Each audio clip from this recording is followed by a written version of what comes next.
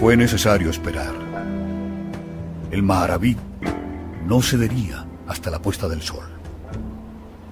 Con aquel viento obstinado no era fácil preparar el fuego. Denario, acurrucado en el regazo de Eliseo, terminó por dormirse. Jesús y Asi siguieron conversando, y quien esto escribe, recordando la pasada experiencia en el interior de las chozas, se retiró discreta y silenciosamente, caminando hacia el grupo que procedía a la limpieza del pescado. Era casi seguro que el maestro deseaba hacer noche en aquel lugar, y movido por la intuición, quise explorarlo en la medida de lo posible. Mis ojos se detuvieron en los hombres y mujeres, supuestos viajeros, de paso por el Khan, que permanecían sentados o zumbados al pie de la choza. Casi no se movían, no hablaban. Supongo que mi condición de médico fue decisiva. Había prometido no presentarme como tal en aquel tercer salto, evitando los problemas en que me vi. Envuelto en las aventuras precedentes, pero a la vista de lo que tenía delante, no pude o no supe alejarme. No me equivoqué. La intuición jamás traiciona. Sin duda, aquel Khan era muy especial. Allí, junto a los que preparaban la cena, vigilados por cocineras y cortadores, aguardaba una serie de enfermos a los que no tuve acceso en mi primera visita al refugio. Así, poco después, confirmaría la sospecha. Se trataba de los menos agresivos y problemáticos, los únicos que no exigían vigilancia continua. Dios de los cielos, me dije, ¿qué era aquello? Uno de los hombres, hecho un ovillo, con la espalda reclinada en las cañas, me miraba sin ver. Moscas e insectos lo devoraban, pero inmóvil como un mármol, ni siquiera pestañaba. Pasé la mano frente a los ojos azules y verifiqué lo que imaginaba. Era ciego. A su lado, totalmente desnudo, aparecía un niño de unos 9 o 10 años de edad, de rodillas y con las manos atadas a la espalda. El mugriento rostro se hallaba igualmente torturado por nubes de insectos. Al aproximarme, no se movió. Se limitó a gemir.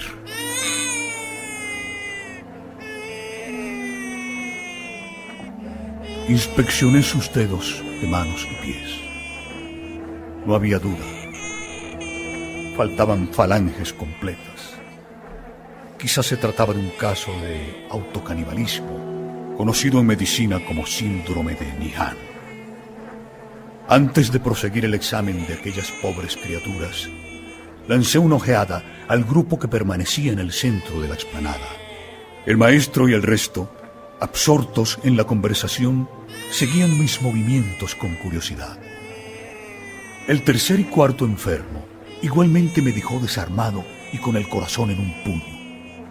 Sentado sobre la negra ceniza volcánica, un niño anciano sostenía entre sus brazos a un paralítico. Era la primera vez que me enfrentaba en las tierras de Israel a un caso de progeria, o muchacho con el aspecto de anciano.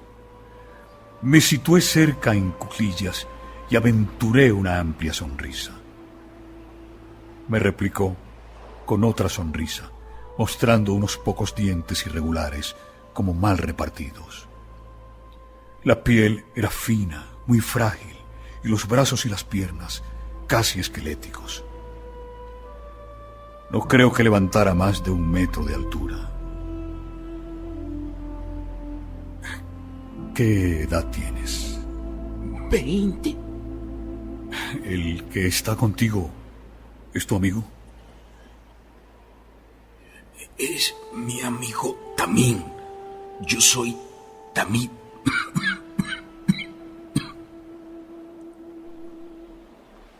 Tamid, entre otras cosas, quería decir vivir al día. En cuanto a su amigo, el paralítico Tamim, era sinónimo de íntegro o intachable. Comprendí, y sonreí para mis adentros. El muchacho parecía conservar intacta su inteligencia. Me observó desde los profundos y vivísimos ojos negros. No supe qué hacer ni qué decir. La tristeza, una inmensa tristeza, cayó sobre este impotente explorador. Algo más allá se alineaban los más ancianos del Khan. La mayoría se encontraban en las fases más avanzadas de Parkinson y Alzheimer. El último de los enfermos que alcancé a distinguir fue una mujer. Podía rondar los 40 años. Se hallaba sentada entre los parkinsonianos. Las muecas y los bruscos movimientos de manos y pies me indicaron de inmediato el mal que padecía. Probablemente un Corea de Huntington, otro trastorno degenerativo y hereditario que se caracteriza por los movimientos rápidos y complejos, en especial de las extremidades. Al llegar a su altura, las muecas arreciaron. Asustada, inició una rápida y continua expulsión de la lengua, elevando las cejas y procediendo a la interrumpida contracción de los labios y párpados. Me eché hacia atrás, tratando de evitar un empeoramiento de la demente. La fortuna, sin embargo, no estaba de mi lado. Al retroceder, fui a tropezar con otro de los cortadores. La mujer se puso en pie gritando como una poseída. ¡Suéltame!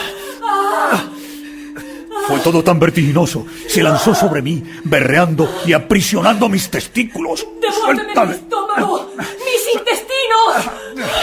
La mujer tiró la túnica que cubría mi pecho y, pasando de los gritos a los gemidos y el llanto, insistió en su estómago e intestinos. ¿Dónde tienes mis intestinos? Suéltame, por favor. ¿Dónde mi estómago? Mi corazón. ¿Dónde los has puesto? ¡Me habéis robado! ¡Ladrones! No hubo tiempo para nada más. Dos de los cortadores de pescado saltaron sobre la pobre enferma y la redujeron. Yo recuperé la vara de Moisés y, avergonzado, sin saber qué hacer, me alejé del grupo. Así, en pie, alertado por los gritos de la mujer demente, me observaba atento. También Eliseo y el niño sordomudo se habían incorporado expectantes. Solo Jesús continuaba sentado.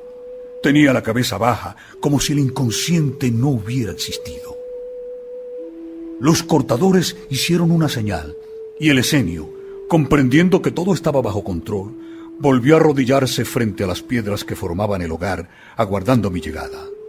Eliseo, confuso ante lo que acababa de ver y lo que recordaba de la primera visita al Khan, trató de estabilizarse. ¿Por qué habíamos ido a parar a semejante infierno? El destino lo sabía. Quizá caminé 3 o 4 pasos hacia el centro de la explanada, cuando inesperadamente el viento cesó. El Maharabit, como creo haber mencionado, procedía del mar Mediterráneo y soplaba habitualmente entre el Nisan, entre marzo y abril, y el Tisri, entre septiembre y octubre, siempre entre mediodía y la puesta del sol. Instintivamente me volví y comprobé que faltaba más de 1 hora para el ocaso. Fueron apenas segundos. Todo sucedió muy rápido.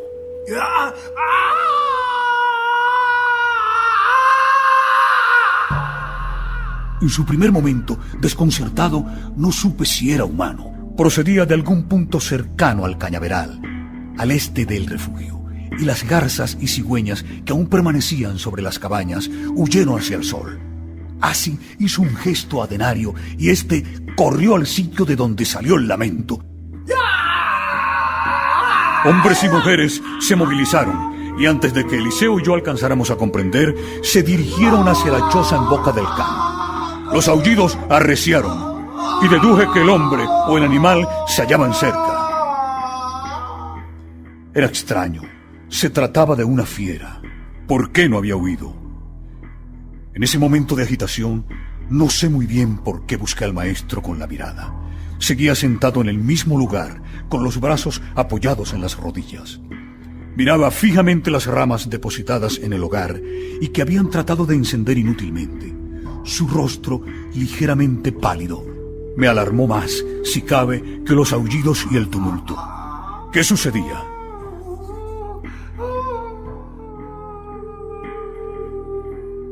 De pronto, los aullidos cesaron y también el vocerío. El maestro levantó el rostro hacia el celeste de los cielos. Inspiró profundamente y así permaneció durante algunos segundos con los ojos cerrados. Mi mente seguía en blanco. No entendía nada. Tan súbitamente como se apagaron, así regresaron los aullidos, lúgubres y prolongados. El grupo, como un solo hombre, dio un paso atrás al tiempo que alzaban los puños amenazadores. Aquello, lo que fuera, seguía avanzando. Algunas mujeres, aterrorizadas, escaparon. Cuando caí en cuenta, el Galileo caminaba hacia el grupo. No lo dudé. Me fui tras él. Jesús, con paso decidido, rodeó a los cuidadores y fue a situarse a la cabeza de los nerviosos individuos junto al Esenio y el niño sordomudo. ¿Cómo pude olvidarlo? Allí estaba el responsable de los aullidos. Eliseo y yo tuvimos un encuentro con él en la primera visita al Can. Se trataba de un joven encadenado, un muchacho de unos 20 años, negro como el carbón y tatuado de la cabeza a los pies. En realidad eran escarificaciones o incisiones en la piel, provocadas por algún punzón o arma blanca.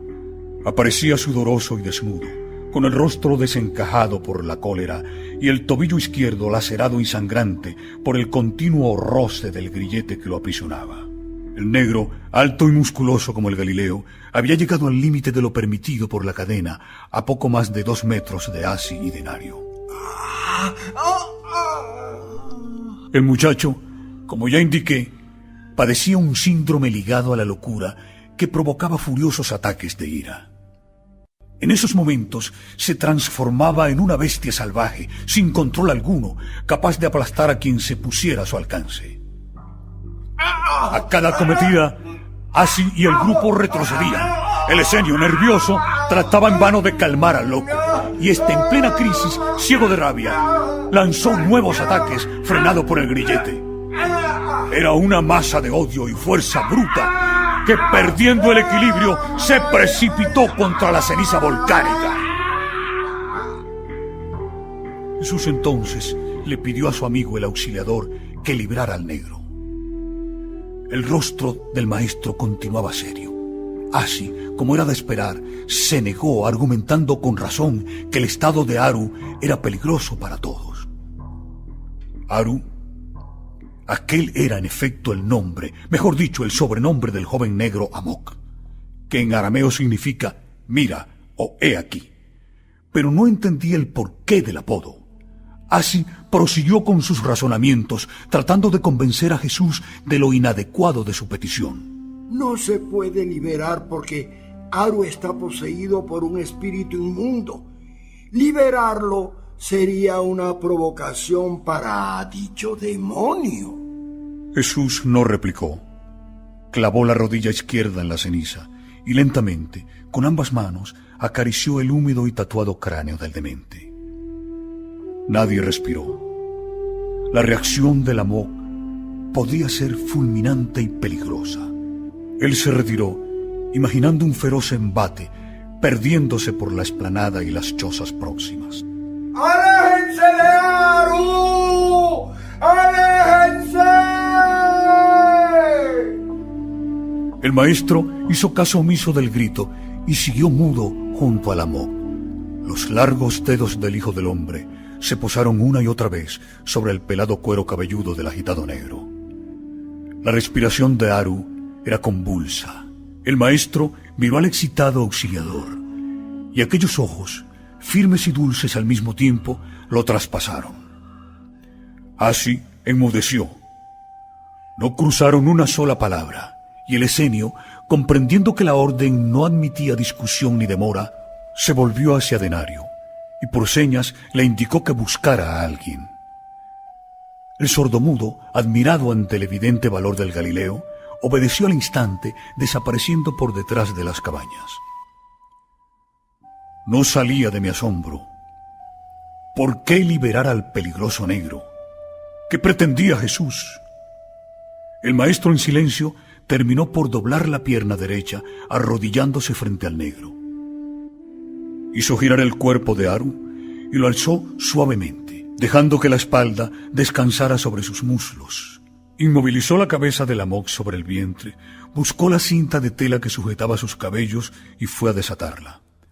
Aru permanecía con los ojos cerrados y la respiración entrecortada. Parecía haber perdido la conciencia. El maestro, entonces, se dirigió al escenio. Necesito agua. Así dudó. Sin embargo, dio media vuelta obedeciendo. Jesús plegó el sudarium que le servía para recoger los cabellos en las largas caminatas y buscando una zona no contaminada por el calor. Taponó la herida de la ceja, presionando delicadamente. Al cabo de medio minuto, levantó la improvisada gasa hidrófila y observó la brecha. Por lo que se podía percibir, solo estábamos ante una herida incisa, de escasa importancia, pero aparatosa. Fue un minuto largo, inolvidable, difícil de entender, pero inolvidable. Un dios arrodillado sostenía en su regazo a un mísero y anónimo negro. Espié cada gesto e intenté deslizarme entre sus sentimientos. Pobre de mí, ¿cómo pretender semejante cosa? Jesús, ajeno a cuanto lo rodeaba, siguió frenando la hemorragia. Quedé impresionado una vez más. Los cabellos color caramelo, ahora sobre los hombros, recibieron la luz del crepúsculo y yo diría que de alguien más. No me fue posible desviar la mirada de aquella imagen. Fue como si el universo entero hubiera visitado al maestro. Sus ojos se humedecieron y el rostro entero, dorado por aquel sol cómplice, se transfiguró. Yo vi la luz que lo bañaba y que se convertía en su verdadera piel. Entonces, estrangulándome el corazón, una lágrima rodó súbita y presurosa y se escondió en la desordenada barba. Supongo que palidecí. ¿Cómo definirlo? Era un hombre Dios, con un hombre normal entre sus manos. Quizá fue misericordia lo que hizo rodar aquella lágrima. Nunca lo supimos, solo lo sospechamos. Quizá fue una infinita piedad lo que movió e hizo descender el alma de aquel ser tan especial hasta los niveles en los que bregábamos. No sé explicarlo, pero el instinto me dice que fue el amor el que abrió la puerta de la ternura, conmocionando hasta la última célula de Jesús de Nazaret. Momentos más tarde, Asi, que estudió medicina en Alejandría, curó la herida del negro, rematando el vendaje en torno a la cabeza, y cuando ya terminaba, el negro abrió los ojos. Asi, pálido, recogió la caja de los medicamentos, se levantó y se retiró unos pasos. Jesús no se movió. El negro paseó aquellos enormes y sorprendidos ojos verdes a su alrededor y se incorporó asustado. Aru retrocedió y súbitamente se detuvo. Comprobó que ya no estaba encadenado. Se inclinó y palpó el desollado tobillo izquierdo. Así permaneció unos segundos. Aru desvió la mirada hacia el Galileo. El maestro no movió un solo músculo. La mirada del Hijo del Hombre fue descendiendo hacia una dulzura que podía tocarse. Y aquel hilo invisible entre el enfermo y Dios propició un beneficio final. Aru, para sorpresa de todos, sonrió dulcemente. El maestro, feliz, abrazó al joven. Mi absurda idea regresó. El Amok fue curado por el maestro. Como he dicho, eso no era posible. No era su hora. ¿O sí? Ahora, con la ventaja del tiempo y la distancia, es fácil llegar a conclusiones. Entonces, en aquel septiembre del año 25 de nuestra era, no fue sencillo. Aquel auxiliador, como el resto de las gentes con las que convivió Jesús de Nazaret, no podía saber en realidad quién era el Galileo. Eran amigos o conocidos, sí, pero insisto, nadie imaginaba su poder y mucho menos su naturaleza divina. Era lógico, por tanto, que así se preguntara por la singular persuasión de su voz y su mirada. ¿Quién era aquel hombre? ¿Por qué actuaba así? ¿Qué había sucedido con el negro tatuado? Tampoco nosotros lo supimos con certeza en aquellos momentos. Esa noche, junto al fuego y en silencio, nos quedamos solos el maestro y yo. Jesús, sentado a la turca, me observó fugazmente. Y una vez más, hizo fácil lo difícil. Así, dice que toda esta calamidad que has observado en este lugar es porque así lo quiere el santo. ¿Crees que el Padre lo quiere así? Lo miré sin terminar de captar. La voz templada prosiguió. ¿Crees que el Padre condena a sus hijos a la enfermedad? Lo importante, Señor, no es lo que yo crea, sino lo que todos esos enfermos crean y entiendan. Tú has enseñado que el Padre es amor. Lo que tú observes, lo que escuches y sobre todo lo que termines por creer, sí es importante. Eres un enviado. Después, cuando regreses, sé fiel. Otros descubrirán la verdad de tu mano. ¿Es importante o no? Sonrió acogedor. Jesús volvía a ser el del Hermón, risueño, afable y comunicativo. Responde a mi pregunta. ¿Consideras que el Padre desea el mal y la enfermedad? Si yo tuviera un hijo, nunca lo castigaría con una enfermedad. Probablemente no lo castigaría. En mi mente quedó una frase flotando que no supe interpretar en esos instantes. Cuando regreses. ¿Por qué hablas en singular? Pero, sumido en conversación, aquel chispazo, importantísimo, se extinguió y no volví a recordarlo hasta un tiempo después. En verdad te digo, Jasón, que está próximo a la esencia de la cuestión. El problema es que no conoces al Padre todavía. Y por tanto, no sabes que las palabras castigo y pecado no son concebibles para Él. Sois vosotros los que habéis levantado esas calumnias contra Dios. Empecemos por el final. ¿Qué es para ti el pecado? Si yo fuera religioso, lo entendería como una transgresión de las leyes y los preceptos divinos. ¿Y cuáles son esas leyes y normas? Me sorprendió. Él sabía mejor que yo. Él conocía la Torá y los 613 mandamientos revelados por Moisés. No me dejó responder. ¿Crees que el Padre dictó esas leyes? Yo tengo entendido que fue Yahvé. No estoy hablando de Yahvé, sino del Padre, el número uno, como dice tu hermano.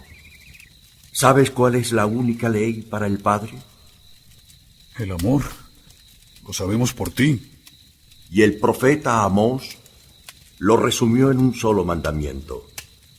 Buscadme y viviréis. Eso es lo que solicita el Padre, buscarlo. Esa es la única ley. Pues bien, dime, ¿qué castigo puede derivarse del incumplimiento de esa ley? ¿Crees que si el hombre no busca a Dios, es pecador? Esa, mi querido amigo, aun siendo importante, no es la cuestión principal. El problema es que la inteligencia humana no está preparada para entender la naturaleza del número 1. Hay una distancia inmensa que ninguna mente humana puede sospechar cómo es el Padre.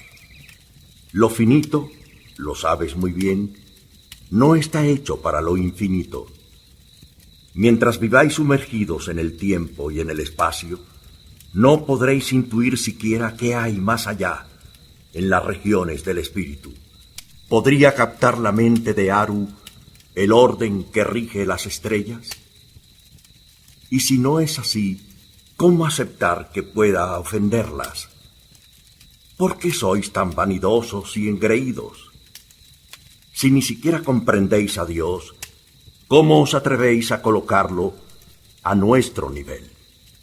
¿Cómo es posible que lo juzguéis capacitado para ser ofendido y castigar, pecar? ¿De verdad estimas que una criatura finita puede molestar, injuriar o provocar a Dios? ¿Crees que Dios es humano? Tú, sin embargo, has hablado y hablarás del pecado y los pecadores. Os lo dije una vez. Cuando llegue mi hora, hablaré como un educador. Tú mejor que nadie deberías entender a qué me refiero. Habrá momentos en los que mis palabras deberán ser tomadas como una aproximación a la realidad. Ellos, los del Kan, son la consecuencia de una época. Solo como lenguaje. Vosotros, en cambio, estáis más cerca. Si el pecado no existe, al menos como ofensa al Padre, ¿qué sucede con los asesinos, ladrones? ¿Son pecadores? Una cosa es ofender al Padre, y otra muy distinta es causar daño a tus hermanos, los seres humanos. Cuando alguien incumple esas leyes, está infringiendo las normas que rigen entre los hombres. No confundas ese pecado con otro. El Padre es amor. Ya lo hablamos. Si el pecado no forma parte de la conciencia de Dios, y así es, ¿por qué pensar que es un juez castigador? Ni pecado ni castigo son conceptos comprensibles para el amor. Y Él, tu Padre, el número 1, es el amor. ¿Crees entonces que Él desea y envía enfermedades? ¿Puedes admitir que una persona enamorada imagine siquiera cómo ofender y castigar a su hombre o mujer amados? El Padre no lleva las cuentas. Te lo dije. Confía. Ahora estáis ciegos, pero algún día la luz se hará en vuestras inteligencias. Todo obedece a un orden, incluida la maldad. Confía, querido amigo. Solo eso se os pide. Confianza. En el amor no hay resquicios. Entonces, Yahvé, ¿quién es? Di mejor quién fue. Digamos que fue un instrumento. ¿Quieres decir que no era Dios? ¿Por qué tanta confusión?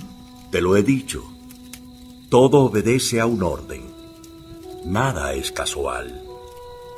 Lo que tú estimas como confusión es falta de perspectiva. Acabas de ser imaginado por Él. Acabas de aparecer como criatura mortal. Todo parece confuso. Eres un recién llegado.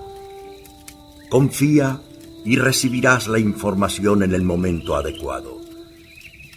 Estos conciben a Dios como un juez y creen que el ideal es total sumisión a sus preceptos. La justicia divina para ellos es algo lógico. En el futuro, gracias a mensajeros como tú, eso cambiará. El mundo recordará mis palabras, reconocerá el verdadero rostro de ese Dios Padre y sencillamente lo buscará. Un momento. ¿Estás diciendo que algún día en el futuro la justicia divina desaparecerá? No es fácil concebir a Dios sin justicia. Ese es el orden del cual te he hablado. El amanecer llega siempre después de la oscuridad. Pero habrá un mañana, y el mundo descubrirá que el Dios justiciero, como Yahvé, forma parte de un tiempo pasado. Es más, te diré algo que ya deberías saber. El Padre nunca ha sido justo. El amor no precisa justicia. Insisto, es el ser humano el que se empeña en hacer a Dios a su imagen y semejanza. Ya dije en cierta ocasión que la divina justicia es tan eternamente justa que incluye inevitablemente el perdón comprensivo. Ahora, en el silencio de este lugar, te digo que el Padre jamás ha necesitado la justicia. Si el pecado como ofensa a la divinidad no forma parte de la conciencia de Dios, ¿dónde queda la justicia? ¿Comprendes el porqué de mis palabras? ¿Comprendes cuando digo que Dios nunca ha sido justo? Permíteme, Señor. Si el Padre no precisa de la justicia, ¿qué hacemos con los malvados? ¿Quién los juzga? ¿Cómo y dónde pagan sus atrocidades? Este es un lugar especial. Aquí, por expreso deseo de la divinidad, se autoriza a todo, lo más noble y lo más bajo. Pero eso, Jasón, no significa que la creación se le haya ido de las manos al Padre. Te lo he dicho. Nada escapa al amor del número uno. La maldad, incluso, forma parte del juego. Pero ¿quién hace justicia? ¿Quién pide cuentas? También lo hablamos. Después de la muerte, nadie juzga. El amor nunca juzga. Sé paciente y confía. Existe un orden que tú apenas distingues. Entonces, ¿qué debemos hacer? Jesús respondió con una sola palabra. Yeda. Significaba dar gracias. Y así terminó aquella intensa jornada.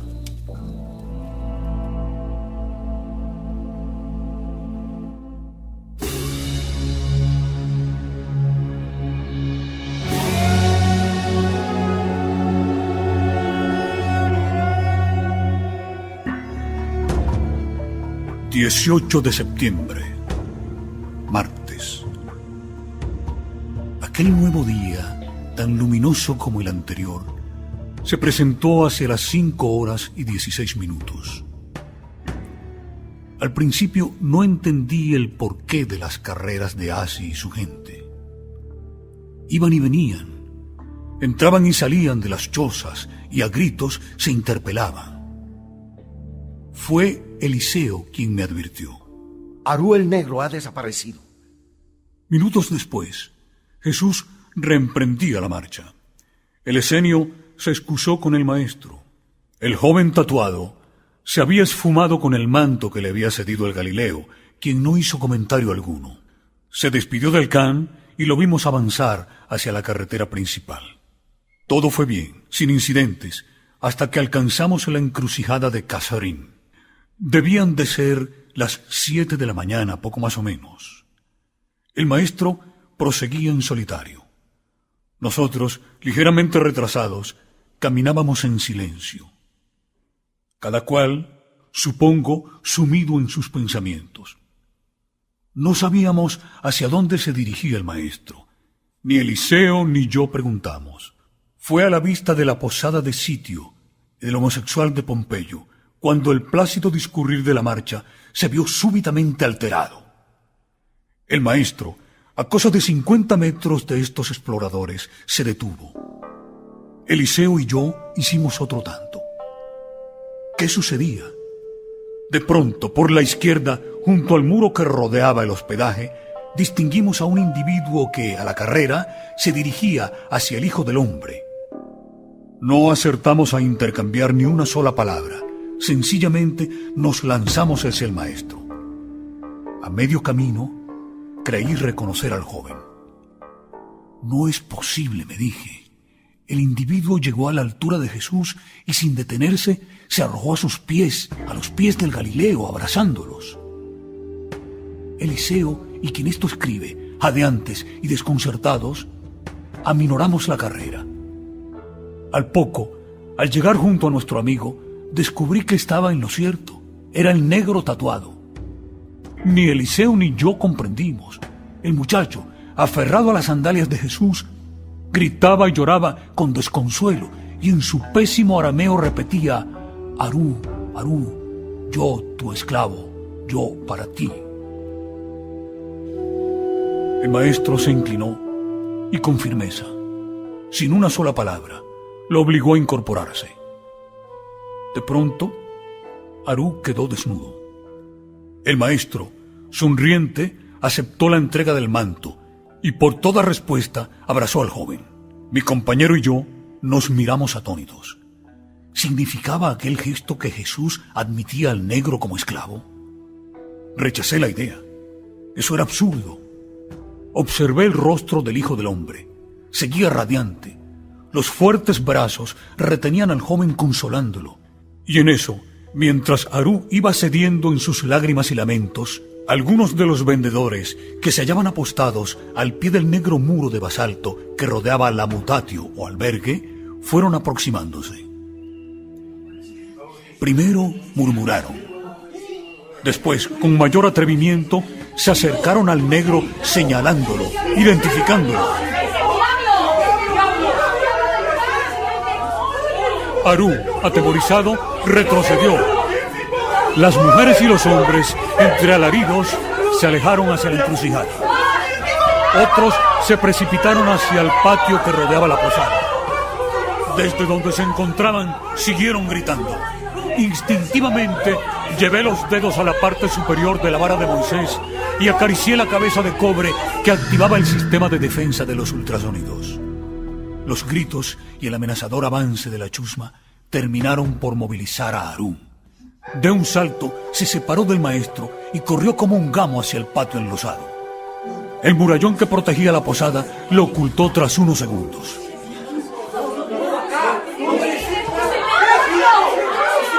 Permanecimos inmóviles. La turba pasó ante nosotros sin mirarnos siquiera. Jesús procedió entonces a guardar el ropón en el saco de viaje y con su habitual mutismo se dirigió al interior del albergue. La reacción del Galileo nos desconcertó. Aquello podía complicarse aún más. Temí lo peor. Arú seguramente estaba siendo acorralado y acosado. ¿Qué hacer? Nada. Esas eran las normas del caballo de Troya. No podíamos intervenir, sino solo observar. Y sin saber qué decisión debía adoptar, me dejé llevar por el instinto. Eliseo se abrió paso entre los nerviosos campesinos y yo hice otro tanto. La verdad es que no me agradaba la idea de que Arú fuera lapidado. Y el destino, una vez más, se burló de mí.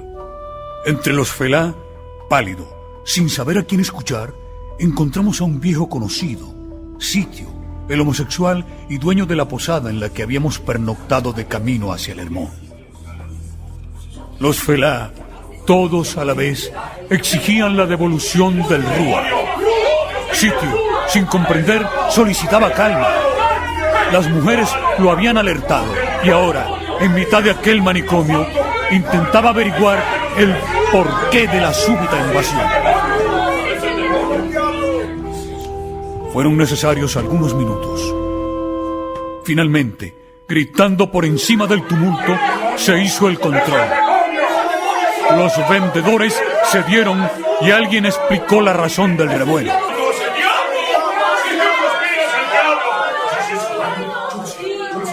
¿Aru aquí? ¡Aquí! ¡Imposible! ¡Está encadenado! ¡Aru no está aquí!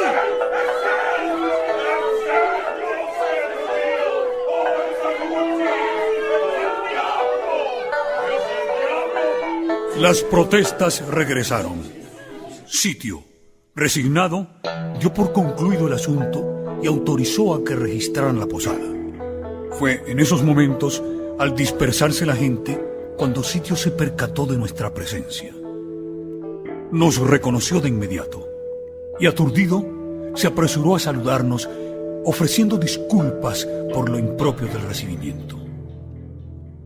Sitio, en realidad, era amable y considerado. Eso no lo habíamos olvidado. Esperó a que la gente que protestaba hubiera terminado la búsqueda. Nadie encontró al demonio del Can. ¿Qué había sido del enigmático negro? Y en esos minutos, mientras los felá iban y venían, Eliseo lo puso al corriente de lo acaecido en el Can, silenciando inteligentemente la presencia de Jesús en la posada.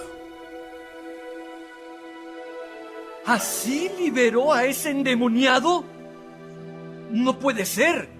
Así sabe que ese negro es peligroso. Tiene la fuerza de 10 hombres y está loco. Nunca lo dejaría libre. Pues así fue. Pero entonces, ¿está aquí en mi posada? ¿Y de quién dicen ustedes que fue la brillante idea de soltar la cadena de Aru? De Jesús de Nazaret. ¿Jesús de Nazaret? ¿El carpintero? Vosotros teníais interés de encontrarlo. ¿Y quién es ese para actuar de forma tan negligente? Pregúntaselo tú mismo. ¿Está ahí? No, espero. Ignoró a los felá que iban hacia el portalón del albergue y se alejó hacia la pieza que hacía las veces de cocina y comedor. Me eché a temblar.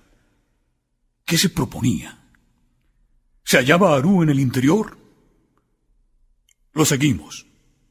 El tufo y la mugre me recordaron dónde estábamos.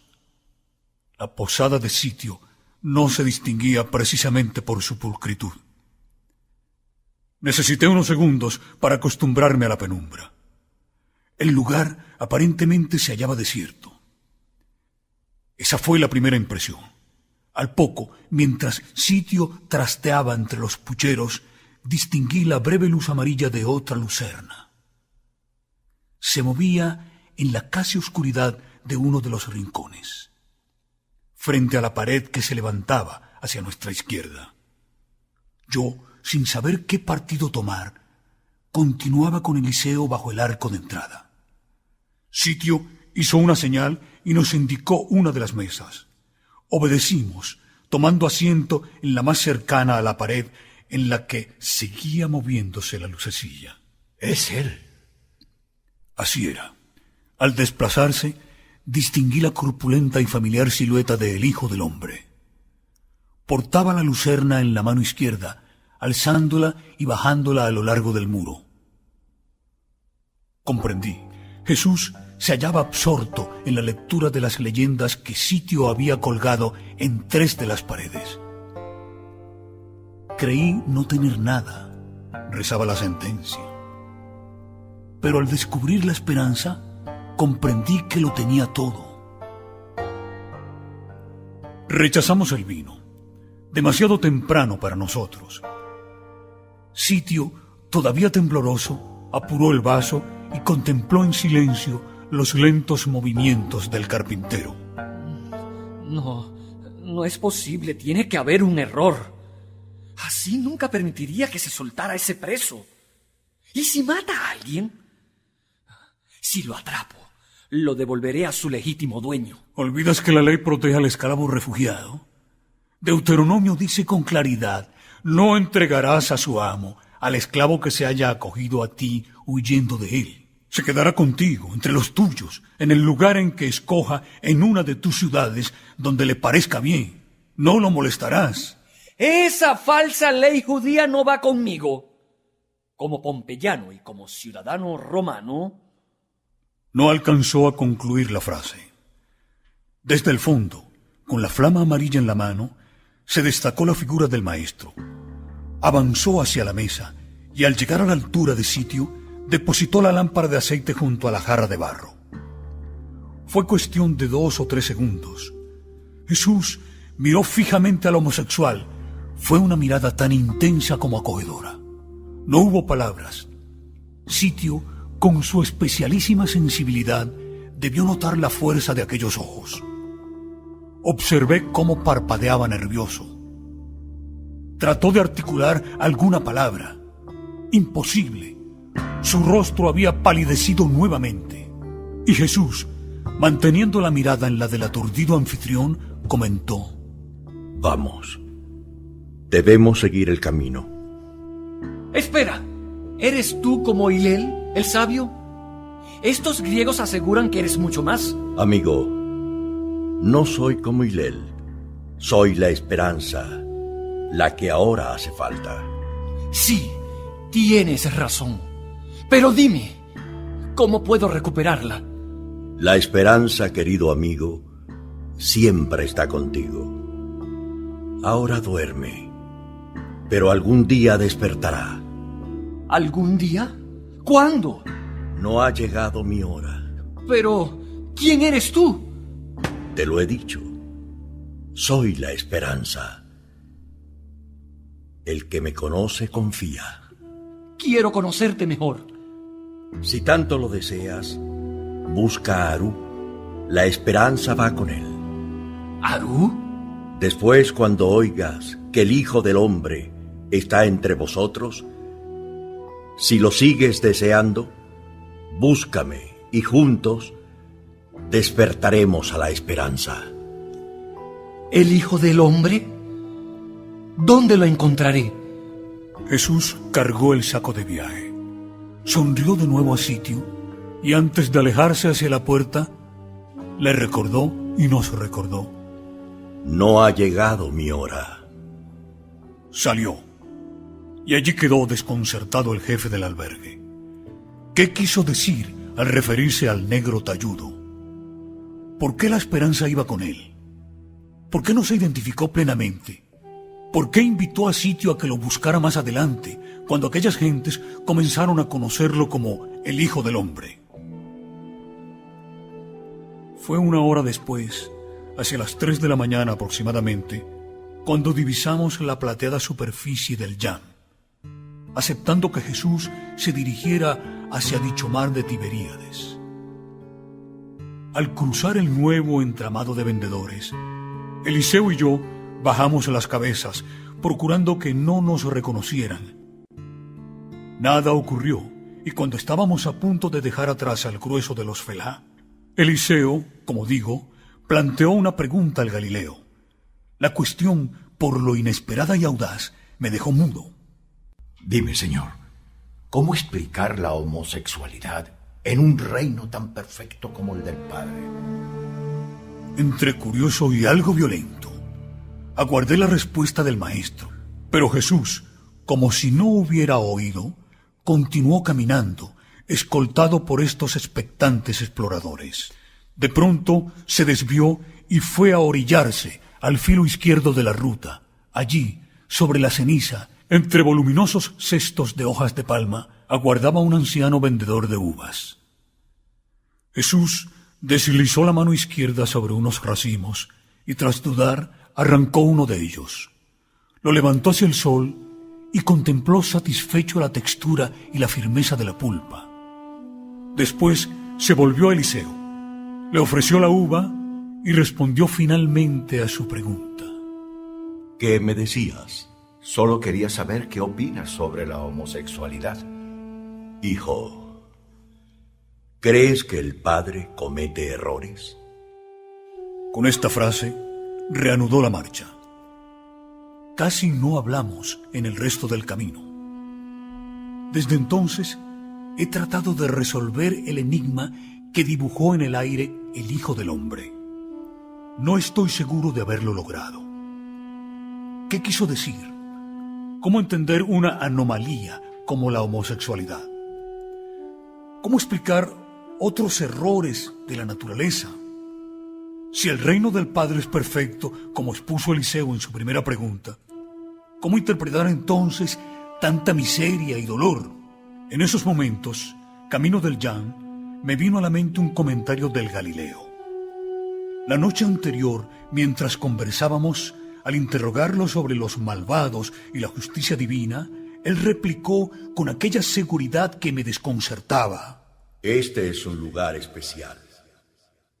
Aquí, por expreso deseo de la divinidad, se autoriza todo, lo más noble y lo más bajo. Pero eso, Jasón, no significa que la creación se le haya ido de las manos al Padre. En aquel momento pensé que se refería al Can. Ahora sé que no fue así.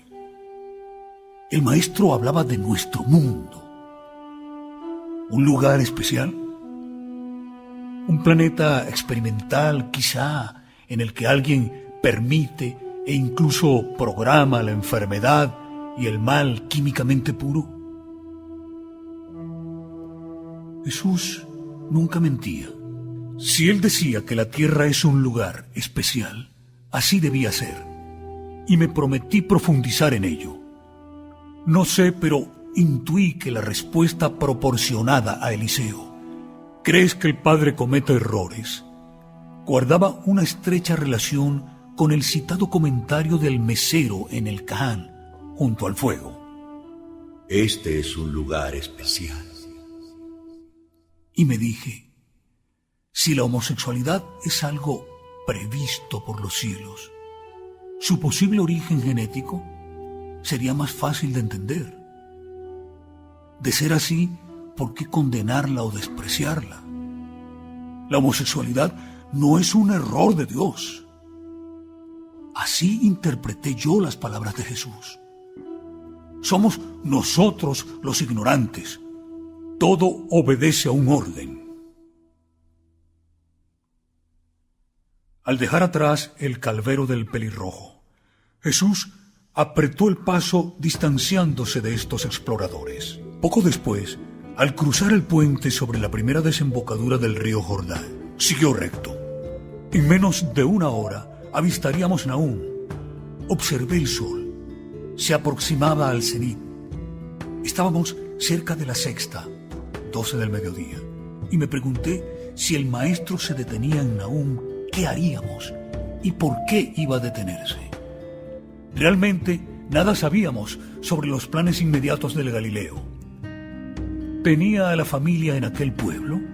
¿Podía ser un lugar de paso, quizá para pernoctar, como lo fue el Can de Asi? Lo único claro es que una vez en Nahum nos hallaríamos a poco menos de 9 kilómetros de la cumbre de Ravid. Allí seguía la cuna y nuestras reservas de antioxidantes. Quizá deberíamos ascender al portaaviones y verificar el estado general de la nave. Aunque todo se encontraba en las inmejorables manos del ordenador central, la intranquilidad aparecía de vez en cuando. Pero el destino tenía otros planes. No tardamos en divisar Nahum. Era un pueblo grande. No me atrevería a calificarlo de ciudad. Reunía tal vez unas 9.000 almas, aunque la población flotante era notable. Eliseo y yo detuvimos la marcha unos instantes. El maestro seguía a la vista, a escasa distancia. Nahum era un todo negro, sin límites precisos, a excepción de Yam o mar de Tiberíades, azul y rizado por el extremo sur. El humo blanco de los hogares fue tumbado repentinamente, difuminando la masa negra del pueblo. Era el aviso, el Maharabit. El Maharabit soplaba y seguía soplando hasta la puesta del sol. A partir de esos momentos, en Nahum, como en otros pueblos y aldeas de las costas del Yam, el viento sería implacable y el aire casi irrespirable. El polvo de las calles se ponía en pie y los torbellinos, con el humazo de los fogones, deambulaban por las esquinas, sofocando a todo lo que alcanzaban. No veo al maestro. Si desaparece de nuestra vista, vamos a tener problemas. y siguiendo su consejo, lo alcanzamos en un pequeño puente que saltaba sobre el río Corazaín, en las cercanías de Naum.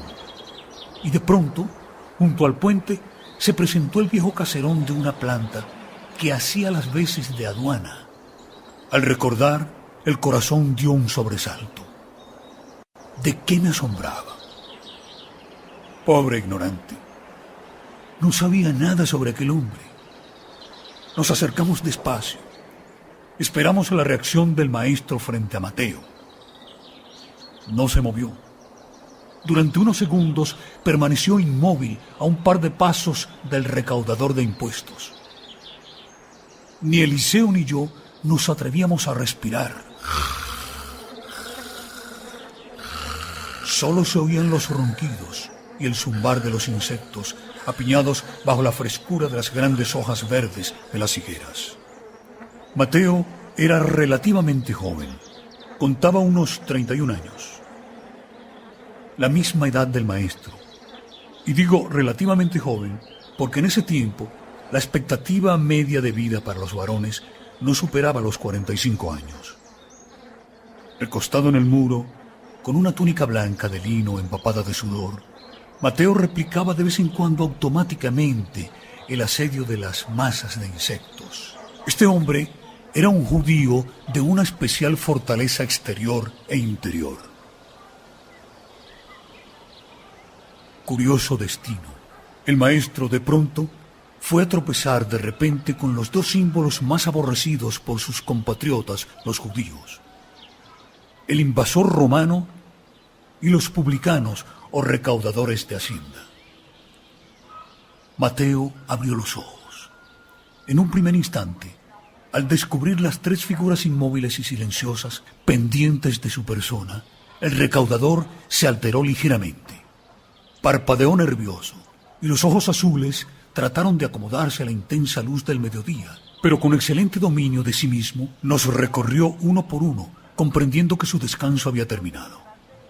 Jesús le facilitó las cosas. Abrió su saco de viaje y sin mediar palabras lo aproximó a sus pies. Mateo no respondió a las indicaciones del maestro. Aunque ya sabía que había que revisar el petate, continuó con la mirada fija sobre el Galileo. Tuve la sensación de que trasteaba en la memoria. Quizá lo había visto antes. Quizá el rostro de Jesús le resultaba familiar. Nunca llegué a saber el porqué de aquel intenso y extraño cruce de miradas. Miento, en el caso del maestro sí lo sospeché. Él sabía quién era Mateo y lo que sucedería en cuestión de meses. Finalmente, el publicano curioseó en el interior del saco del Galileo. De pronto dio con algo que llamó su atención. Alzó los ojos y con aquella voz aflautada, característica de Mateo, interrogó a Jesús al tiempo que lo extraía del petate. ¿Y esto? Un regalo. Apresúrate, puede morir. El Hijo del Hombre tomó entonces el retoño de olivo que efectivamente le había regalado Eliseo en su 31 cumpleaños en las cumbres del Hermón y con énfasis sentenció: En mis manos nada muere, y mucho menos la paz. Y en ese instante recordé con emoción las palabras del maestro en aquel 21 de agosto al recibir el olivo que nos entregó el general Curtis. Un regalo de otro mundo para el Señor de todos los mundos. Lo plantaremos como símbolo de paz, la paz interior, la más ardua. De todas formas, apresúrate. El Hijo del Hombre guardó con mimo el vástago y replicó con unas frases de Mateo, las cuales no correspondieron para esos momentos. Nunca tengo prisa. Cuando llegue la hora, cuando decida plantar la paz en los corazones, tú serás de los primeros en saberlo. También nosotros tenemos derecho a un poco de paz.